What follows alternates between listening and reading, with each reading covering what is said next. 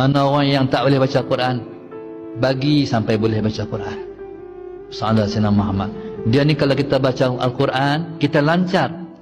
Kita tu ma'as safaratil kiramil bararah. Kita akan duduk dengan para malaikat. Dia panggil malaikat tu as-safaratil kiramil bararah. Malaikat yang selalu berterbangan. Sahabat Sayyidina Muhammad mencari orang-orang yang baca Al-Quran. Kita kadang-kadang kita kata kita nak dapat cinta Allah, tapi tak pernah baca pun surat cinta Tuhan. Bohonglah orang yang kata cinta pada Allah, tak baca surat cinta Allah. Allahumma salli ala Sayyidina Muhammad. Orang dulu baca surat cinta sampai lunyai, tak lunyai, sampai lembek surat tu. Ni Quran kita tu segak elok ya. Pasal tak apa baca sangat. Tapi kalau Quran tu baca sungguh sampai lunyai Quran. Quran akan disaksi di akhirat esok. Hak inilah akan disyafaat di akhirat esok. Akan tolong kita di akhirat esok.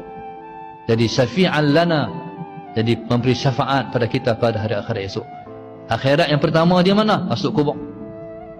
Quran jadi nur, jadi pencerah dalam kubur. Sahabat Sayyidina Muhammad tolong jawab, jadi peguam bela di depan malaikat, menjawab soalan-soalan yang dipertanyakan kepada kita.